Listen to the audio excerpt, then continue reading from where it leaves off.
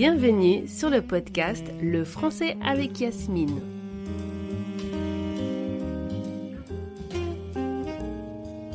Je suis Yasmine Le Cire, professeure rebelle de français langue étrangère et fondatrice de l'école Island French. Une école qui offre des cours de français pour adultes dans le monde entier.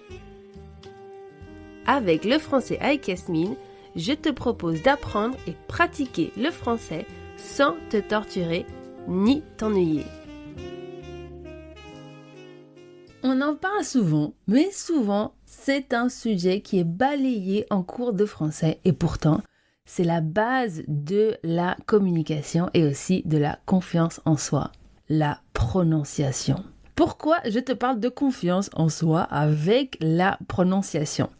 Lorsque la prononciation est bien travaillée, tu ne peux qu'avoir confiance en toi quand tu parles français. Oui, tu as un accent, mais si tes mots sont bien prononcés, même avec un accent, tu auras confiance en toi. Et parce que si tu as toujours eu des doutes sur ta prononciation, si tu sais que ton français est bon, mais que à l'oral, quelque chose bloque, si tu te demandes ce que tu peux faire concrètement pour t'améliorer, cette interview est pour toi. Et si tu es professeur de français et que tu penses ou que tu as longtemps pensé qu'être natif suffit pour enseigner la prononciation, alors cette interview est pour toi aussi. Parce que je vais être très honnête avec toi. Comme beaucoup de professeurs natifs, j'ai moi aussi cru que le fait d'être natif me permettait d'enseigner la prononciation en français. Aïe, aïe, aïe, aïe, aïe. Grosse erreur. La prononciation en français n'est pas un sujet qu'on peut prendre à la légère. Elle demande une formation spécifique, des outils, une méthodologie et une vraie compréhension de ce qui se passe dans l'oreille avant même la bouche. Dans ma formation initiale de professeur de français langue étrangère, la prononciation a clairement été survolée. Et c'est grâce au réseau, notamment à LinkedIn, que j'ai découvert le travail de Laure Fesquet. Après l'avoir invitée dans le podcast, dans l'épisode 208, que je te recommande très chaleureusement, j'ai compris une chose essentielle, je ne connaissais presque rien à la correction phonétique. J'ai donc décidé de suivre la formation de correction en phonétique proposée par son école Phonetics. Et très honnêtement, j'ai trouvé cette formation extraordinaire. Les autres professeurs présents étaient géniaux et l'ambiance était vraiment au rendez-vous et surtout, j'ai pris une énorme claque pédagogique. Cette formation m'a fait réaliser à quel point la prononciation est un domaine à part entière et à quel point on peut faire de grosses erreurs en tant que professeur quand on n'est pas formé ou quand on n'est pas bien formé. Et attention, à partir de maintenant, si tu vois une formation corrige ta prononciation, atelier de correction phonétique, je veux absolument que tu demandes au professeur ou à la professeure où elle a été formée et si elle a vraiment suivi une formation en correction phonétique. Tu dois être hyper exigeant ou exigeante à ce sujet. Et là, la personne qui nous a formés dans cette formation de phonetics, c'est celle qui a répondu à toutes nos questions, qui a démonté nos automatismes et transformé notre manière d'écouter le français. C'est Sébastien, mon invité aujourd'hui dans ce podcast. Sébastien est professeur de français langue étrangère depuis plus de 20 ans, spécialiste de phonétique et cofondateur de Phonetics. Dans cette interview, il a accepté de répondre à toutes tes questions sur la prononciation. Pourquoi tu bloques à l'oral?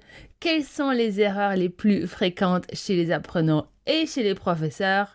Pourquoi travailler uniquement le son ne suffit pas? Donc si tu te concentres uniquement sur le U, ça ne va pas fonctionner. Et pourquoi le rythme, l'intonation et surtout la prosodie changent tout?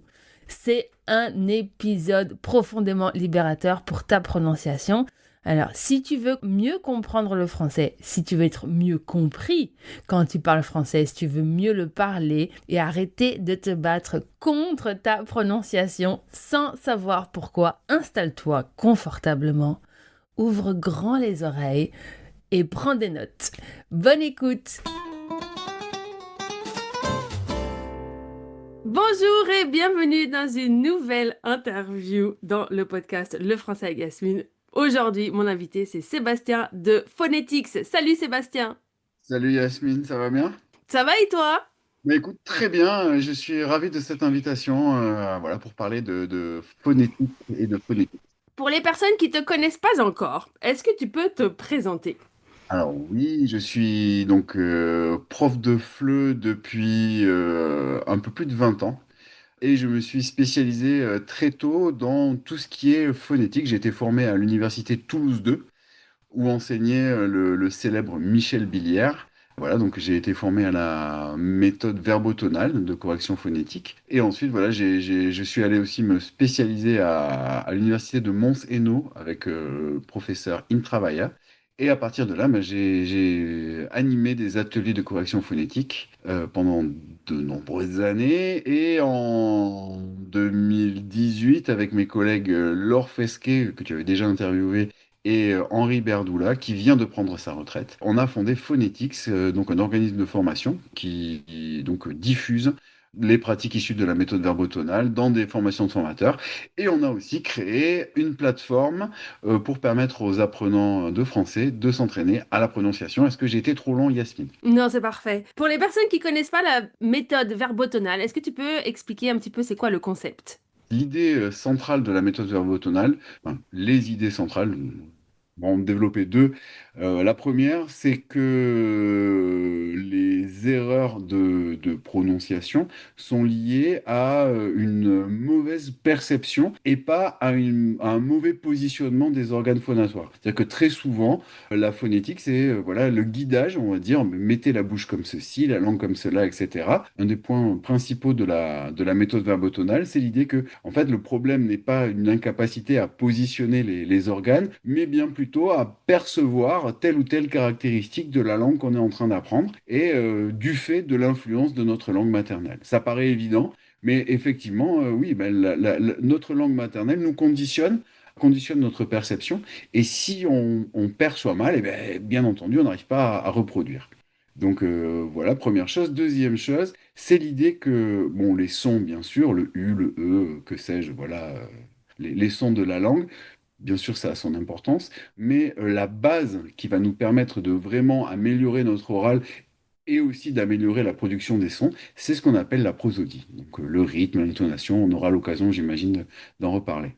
Donc, en clair, si une personne n'entend pas un son, ça sera impossible ou très difficile de pouvoir le reproduire. Exactement. Et on va avoir tendance, pour ce qui concerne les sons, à les assimiler à des sons qui existent dans notre propre langue. Donc, si on prend l'exemple d'un Français qui apprendrait l'anglais, si on lui dit this, eh bien, il y a des chances qu'il entende this ou this, puisque the n'existe pas dans sa langue. C'est comme les sons, par exemple, je me souviens, il y avait une copine francophone qui n'arrivait pas à dire Bianca, et donc elle disait Bianca. C'est ça, c'est exactement ça.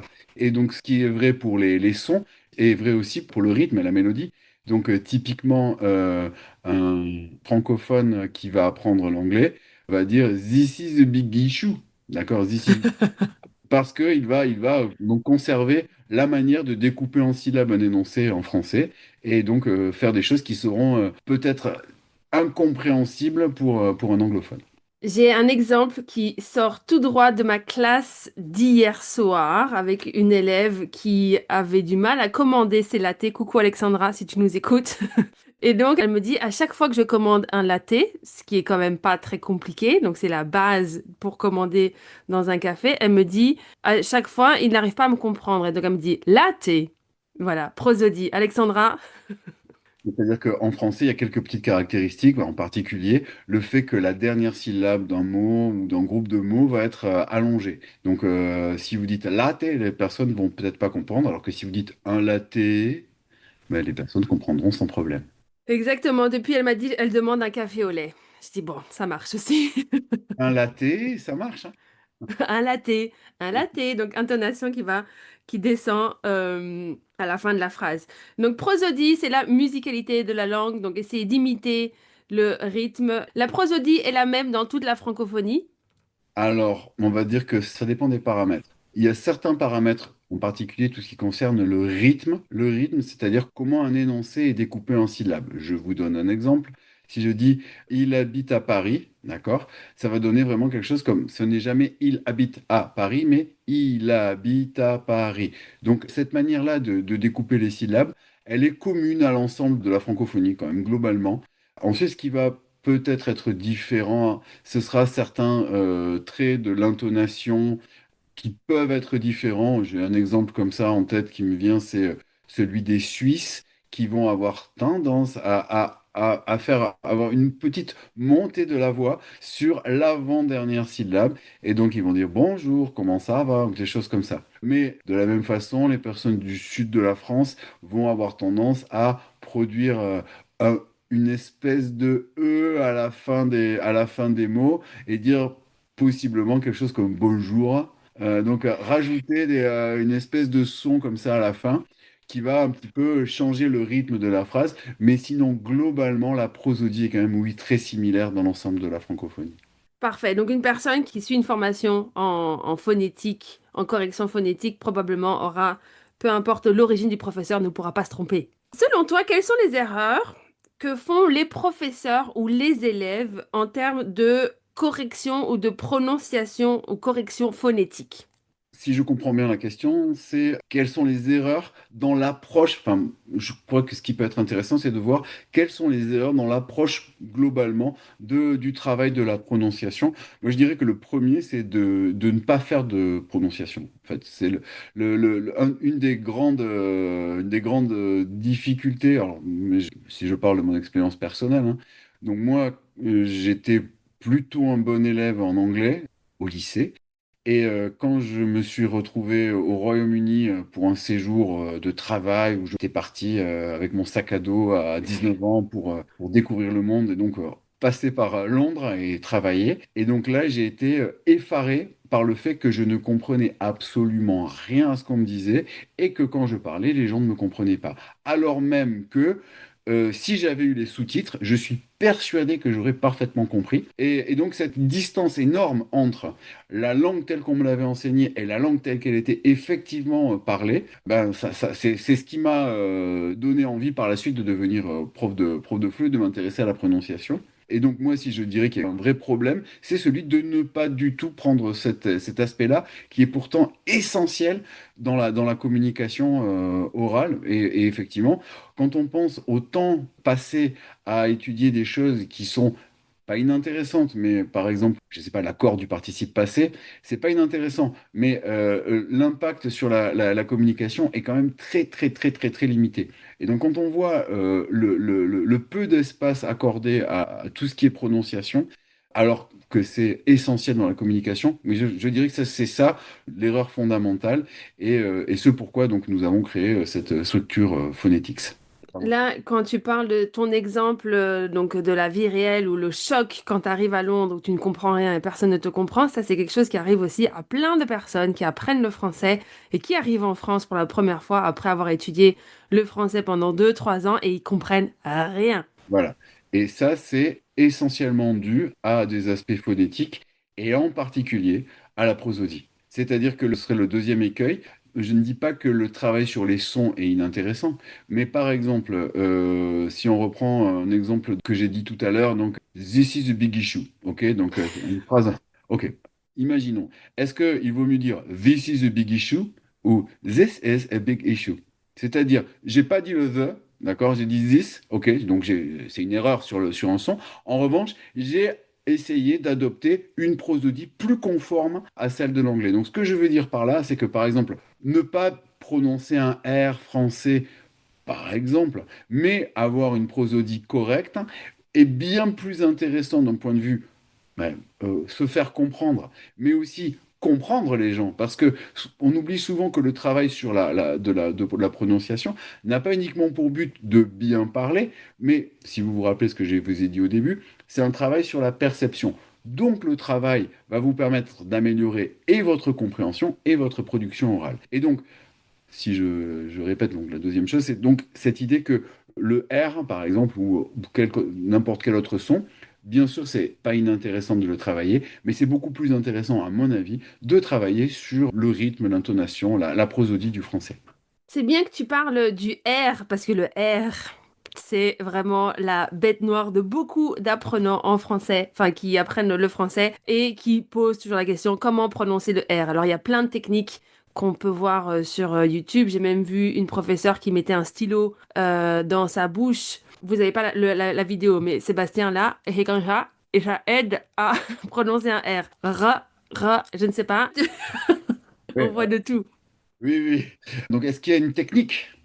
Est-ce qu'il y a une technique pour une personne qui n'a pas le R dans sa langue maternelle, mais qui arrive à l'identifier dans une conversation pour pouvoir le prononcer? Alors, déjà, il y a plein de choses. Il faut savoir que en français, si vous écoutez, alors j'ai eu comme ça la possibilité d'entendre un très vieux, un des plus vieux enregistrements de français oral, et c'est Gustave Eiffel qui parle. Donc, c'est un document qui est assez étonnant. Vous pouvez le trouver assez facilement sur YouTube, par exemple. Et donc, dans cet audio, on entend Gustave Eiffel. Donc, il n'y a pas plus français que Gustave Eiffel, puisque c'est lui qui a conçu la Tour Eiffel. Et donc, à cette époque-là, donc des fin du 19e siècle, eh bien, Monsieur Gustave Eiffel parlait en roulant les R de cette manière-là. Et donc, ce qui était encore, quand moi j'étais enfant, on entendait encore des personnes âgées qui parlaient en roulant les R. Et ce qu'il faut savoir, c'est qu'en fait, le R du français est une espèce de... bon, les consonnes du français sont globalement pas très tendues, ne demandent pas beaucoup d'efforts, contrairement aux voyelles. Et donc, en fait, le R original du français, c'est petit à petit transformé en R, le R du français actuel, qui demande très peu d'efforts. Donc, contrairement à ce que beaucoup de gens pensent, le R du français n'est pas un son qui demande beaucoup d'efforts. Si vous m'écoutez attentivement, je vais dire bonjour. Vous voyez que c'est pas bonjour. Et donc, une des erreurs fréquentes des personnes, c'est d'imaginer que c'est un son qui demande beaucoup d'efforts et de faire et Mhm. voilà. Et finalement, c'est pas ça qu'il faut faire. C'est vraiment un son extrêmement détendu. Et donc, un mot qui fonctionne, une manière de le trouver, ce serait de répéter. Alors, vous pouvez vous entraîner à le faire après moi. Je vais faire un petit silence. Donc, vous pouvez dire ma-en, puis marrant, et enfin marrant. Et vous voyez, marrant, c'est pas marrant, d'accord? C'est marrant. C'est un son très très doux. Voilà, donc pour le R. Pour le R, excellent.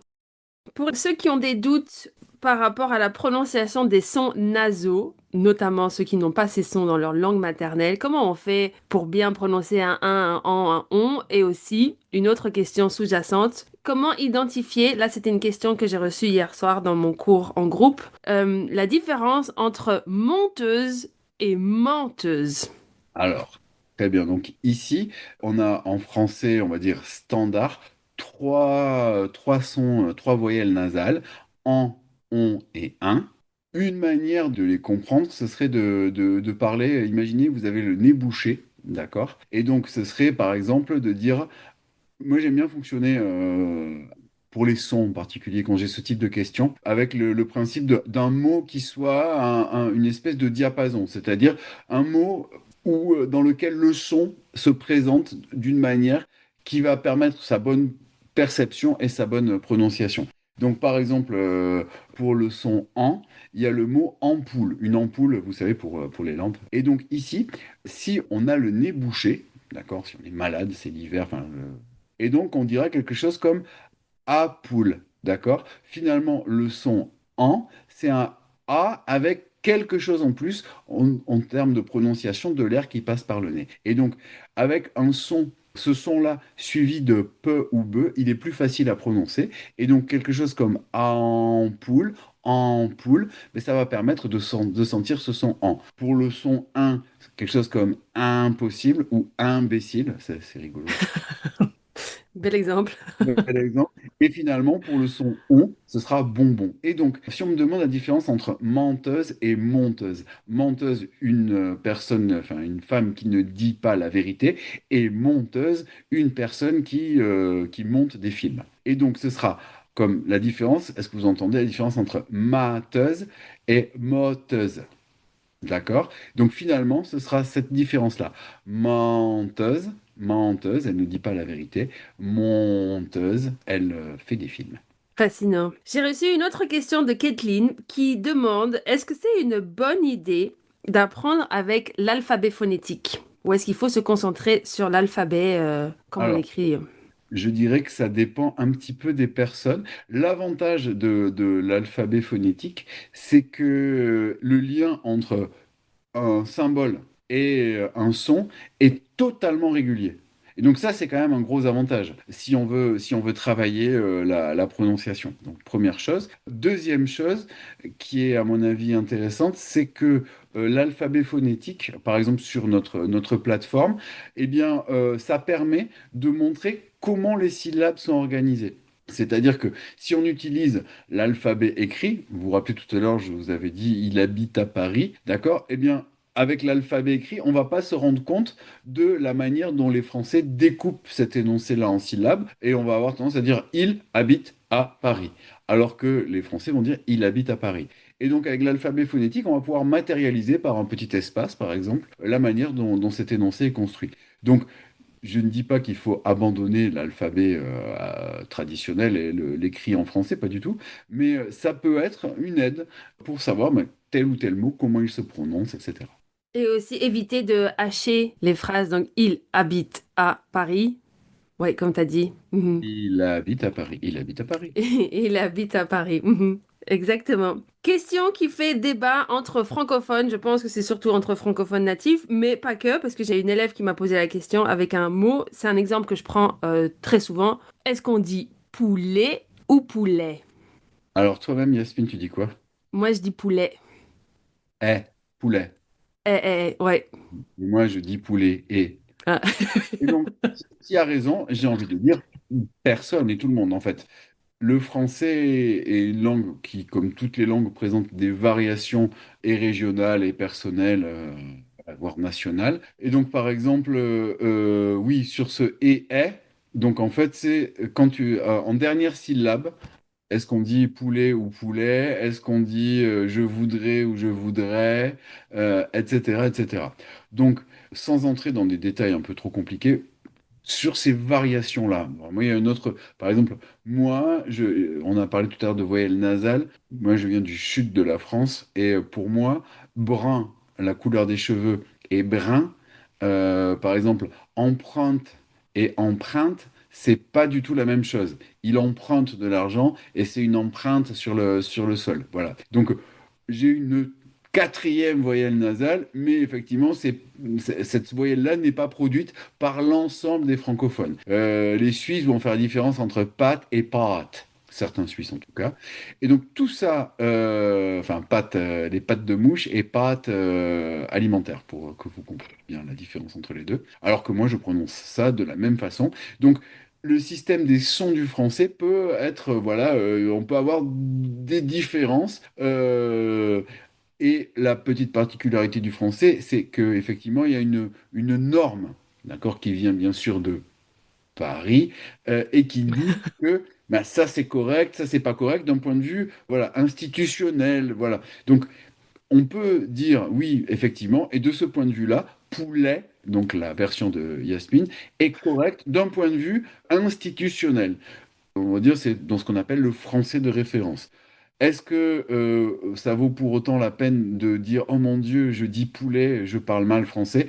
Je crois que non.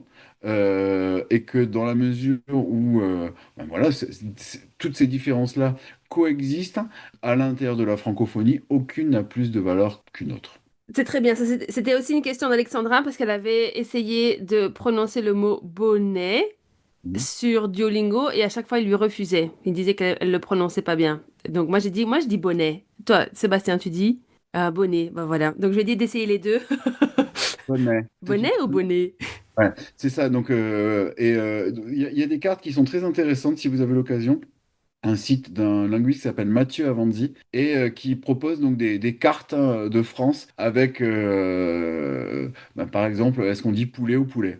Celle de poulet ou poulet, Elle existe et on se rend compte, enfin des cartes de, alors pas de France, mais de, en tout cas de espace francophone européen, donc qui inclut la Suisse et la Belgique francophone. Et on voit par exemple que très souvent dans les manuels, vous allez voir que futur, ce sera voudrait et conditionnel voudrait. Et qu'en fait, à l'intérieur, en France, enfin en France, eh bien, en fait, très peu de personnes font cette différence-là naturellement. Alors qu'en Belgique, oui, ça se fait. Très souvent, voilà, n'écoutez pas, ne suivez pas nécessairement ce qui est écrit sur les manuels, parce que parfois, donc, ça reprend le français de référence, mais c'est pas toujours ce qui est effectivement produit par les locuteurs natifs.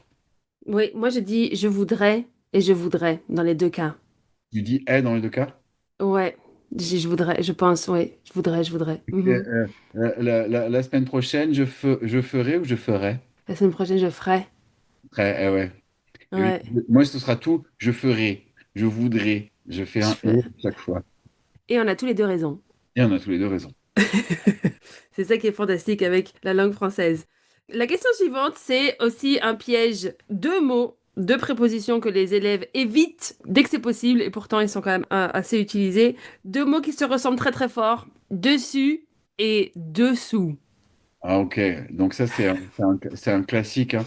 Alors bon, différentes manières. Alors, en particulier pour toutes les personnes anglophones qui nous écoutent, très souvent, en fait, les personnes se concentrent sur le U, et très souvent, de mon expérience, en fait, le U pose pas vraiment de problème. Mais c'est l'idée de croire que finalement, le OU du français et le OU, par exemple, des anglophones ou des hispanophones est le même. Et en fait, non. Le OU du français, c'est un son vraiment caverneux, sombre. Et donc, très souvent, en fait, de mon expérience, dire dessus, ça pose pas de problème. Le problème, c'est de dire dessous. Et ça donne très souvent quelque chose qui est un peu entre ou et u, et donc qui pose problème. Donc en fait, si moi j'avais un conseil à donner aux personnes qui ont des difficultés à produire cette différence entre dessus et dessous, c'est de réfléchir plutôt à bien produire le son ou, et par exemple dans un mot, on a parlé tout à l'heure de mot diapason, un bon mot diapason pour le son ou, c'est coucou. Ah, mhm. D'accord? Ou en début de mot comme où allez-vous ou où. D'accord? Et donc, ici, une autre manière de le faire, ce serait de supprimer toutes les consonnes et de dire, par exemple, dessus, pour s'entraîner, de dire u, et dessous, ou, et de s'entraîner un petit peu de cette manière-là. Et là, on entend vraiment la différence du coup. U, ou. Mhm. Dessus, en haut, dessous, en bas. Il y a aussi des difficultés à prononcer certains mots quand il y a trop de voyelles, parce qu'on adore collectionner les voyelles en français, les mettre ensemble et qu'on produit de nouveaux mots, notamment les mots du type fauteuil, accueil, feuille, et tous ces mots-là.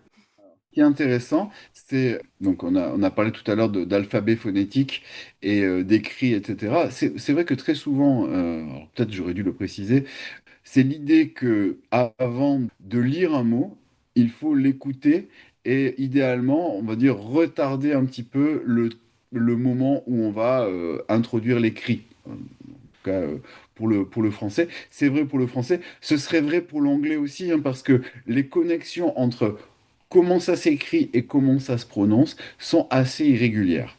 Donc ici, effectivement, il y a beaucoup de voyelles écrites, mais en français, il y a une règle qui n'a aucune exception, et ça c'est quand même génial, et ça arrive assez souvent en phonétique, c'est que en fait, en français, une syllabe égale une voyelle orale. Une voyelle, qu'est-ce que c'est? Une voyelle orale, c'est un son qui peut durer. Donc c'était quoi ton exemple? C'était fauteuil, d'accord? Fauteuil, feuille, écureuil. Alors, c'est tous ces terminaisons en œil, d'accord? Donc ici, si on découpe en syllabes, ce sera fauteuil.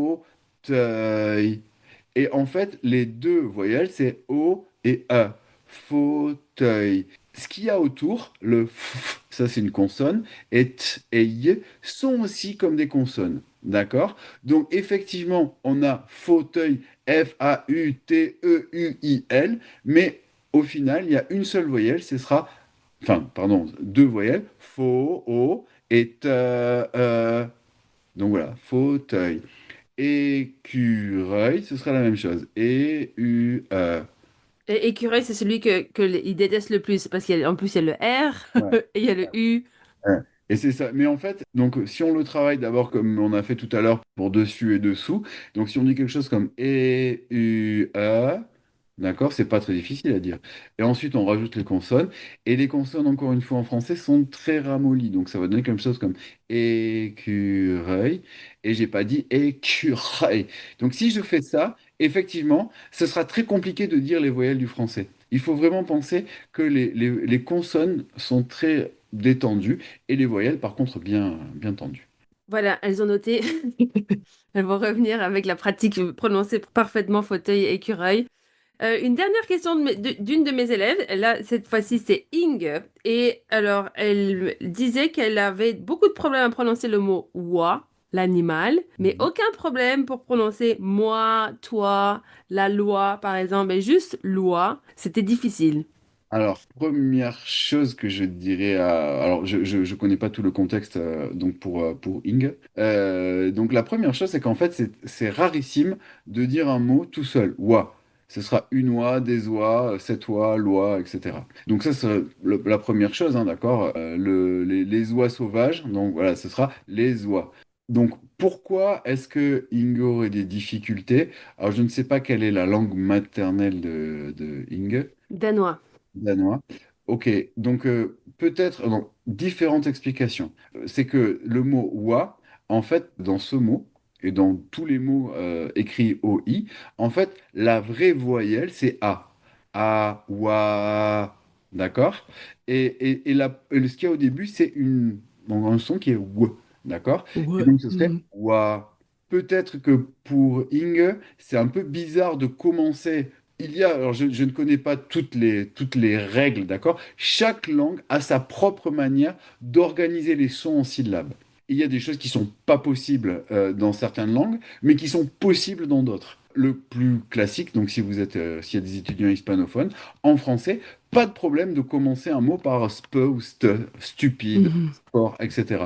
Mais c'est pas possible en espagnol. On va dire es, on va rajouter une syllabe, on va dire quelque chose comme es stupide, es sport, etc. Donc peut-être, je dis bien peut-être que pour Ing, du fait des règles de prononciation du danois, je dis bien peut-être, j'ai pas de certitude, mais peut-être que commencer par we, c'est pas possible, alors que commencer par noix, bois, poids, toi, roi, etc., ça pose pas de problème. C'est une hypothèse, mais je sais pas. Mais en tous les cas, ce qui est certain, c'est si Ing dit des oies, une oie, bah, ce sera peut-être plus facile que de dire roi tout seul. Ouais, tout seul. On lui dira. J'ai une question. Ici, c'est moi personnellement, pour les personnes qui nous écoutent. Parce qu'il y a beaucoup de personnes qui veulent absolument améliorer leur prononciation, même carrément parfois il y a des personnes qui disent qu'ils veulent parler comme un natif, ça c'est un autre sujet. Mais si tu pouvais donner des conseils pour les personnes adultes qui apprennent le français pour améliorer leur prononciation, qu'est-ce qu'ils pourraient faire? Alors, plusieurs choses, hein. L'idéal serait de s'adresser à un enseignant qui sait prendre en compte ce type de difficultés. Donc ça peut être une première possibilité. Il y a de plus en plus de profs, heureusement, qui sont formés assez. Voilà, mon travail réel, c'est celui-ci, c'est donc de former des enseignants à ces techniques-là, même si je continue à donner des cours. Donc moi, ce que je vous dirais, c'est ça. Et ensuite, voilà, il y a donc des différentes applis. Nous, on en a une dont on est très content, donc vous pouvez aller jeter un œil, d'autant que il y a tout un parcours gratuit pour voir si ça vous convient ou pas. Donc ça peut être une autre chose. Sinon, enfin bon, en dehors de ça, en termes de pratique, moi, ce que je vous dirais pour améliorer votre oral en français ou dans n'importe quelle autre langue, c'est d'être attentif à comment ça sonne, vraiment. Et essayer d'imiter.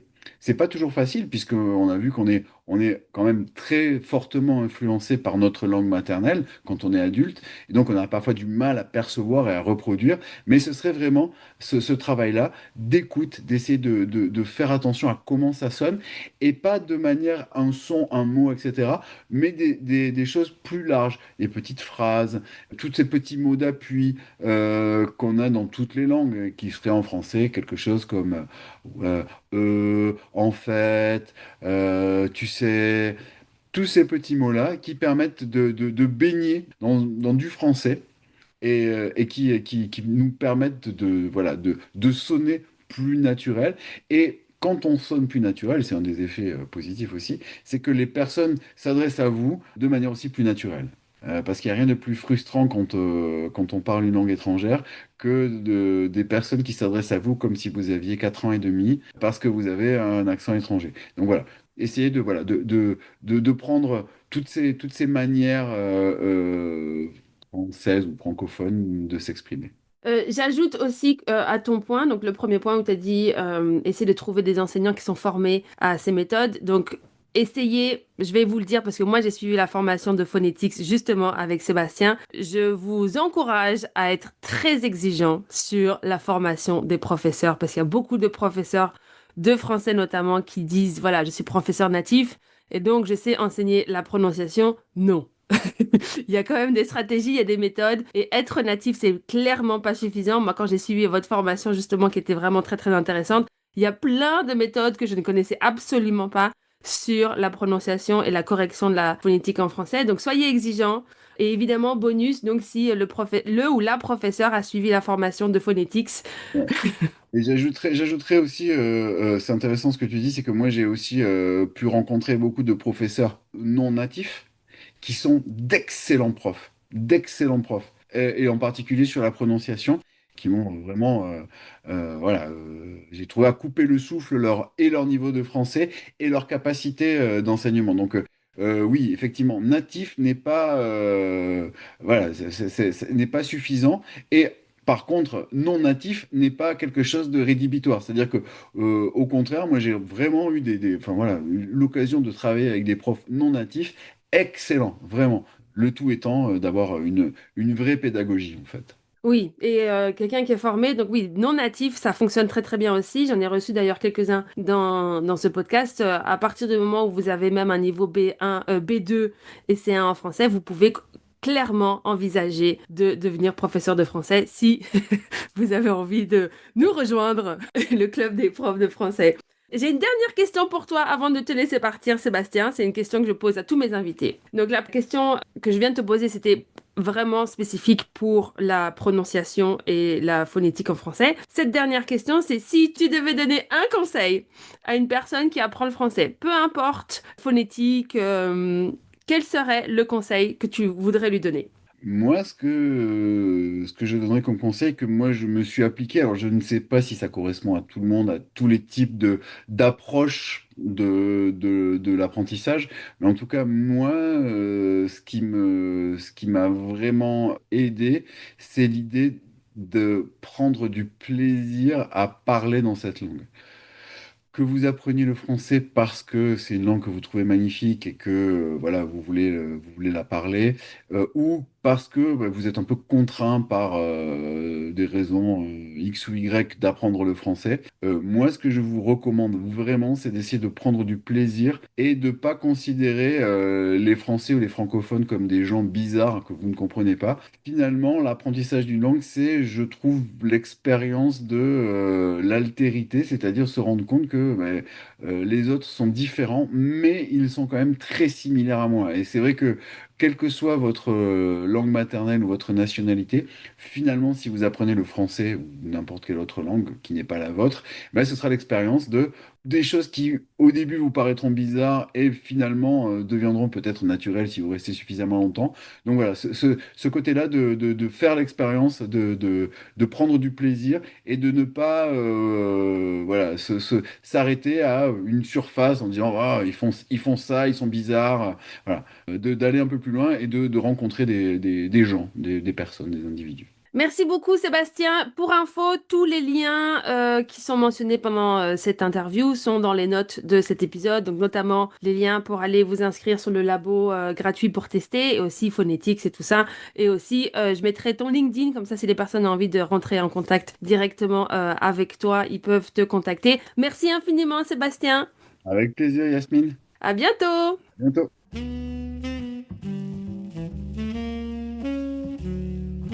Tu veux continuer cette conversation avec moi? Je te donne rendez-vous sur le site de l'école islandfrench.eu. À bientôt!